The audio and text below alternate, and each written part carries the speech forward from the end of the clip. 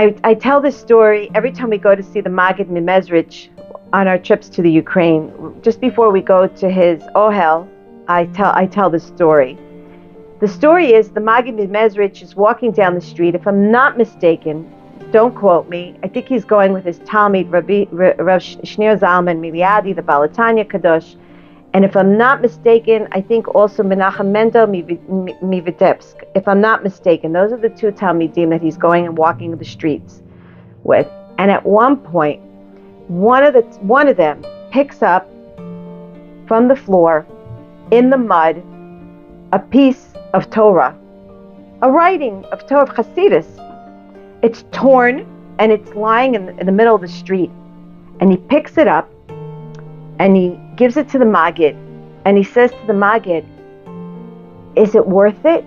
Is it worth it to teach Hasidus if people throw it on the floor and don't appreciate it? And the Maggid tells the Talmidim a beautiful parable. And the parable is like this. The Maggid says, there once was a king who had one son, and this one son became direly ill. And all of the servants, he begged everybody, all the doctors of the community and of his kingdom, please find a refuah for my only son. If not, my life is not worth it. This is the heir to the throne. You've got to find medicine to feed him, to save him. And everyone went around, and to no avail, no one was able to save this one son.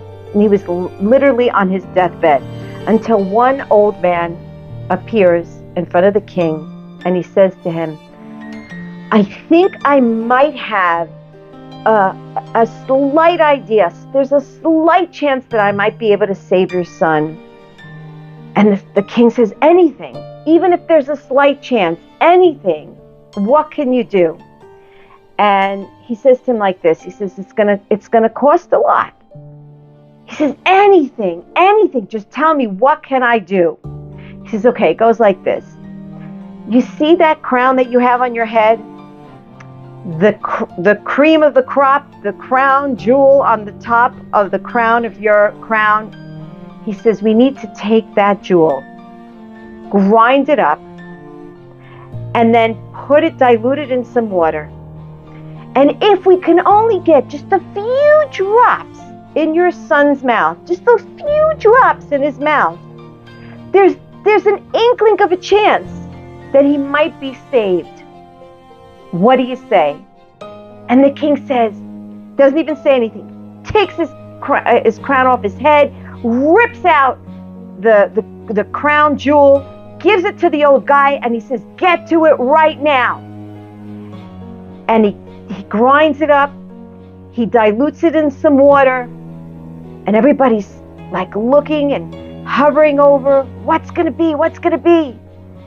And he takes a little bit into a spoon, and he goes to the prince, and they try to get it into his mouth, drizzles down, try once again, a little bit, just a little bit, try to open up his mouth, get a little bit into his mouth, drizzles all down again, there's only a little bit left in the cup, just a little bit left. He takes a little bit of that scoop, and somehow, they see a little bit goes into his mouth, and they see that he swallows it down. And as he swallows it down, they're all like now anticipating, can it be, can it be, can it be? And suddenly there's a movement in the bed. The prince moves his body, opens his eyes up a little bit, and awakens and sits up in bed. And the Maggid turns around to his disciples, and he says to him, that's the piece of paper that you found in the gutter.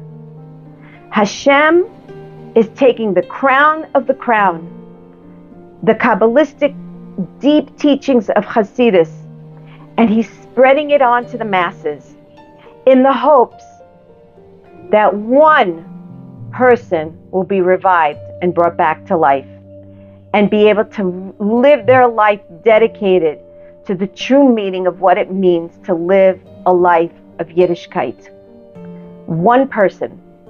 It was worth all the crown jewel, and some of it might be thrown to the gutter. And some of them might say to Michal, yeah, what are you talking about? Are you nuts?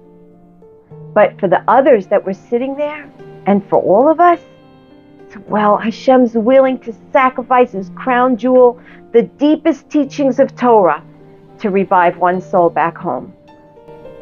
So hopefully that gave us all some chizuk, right?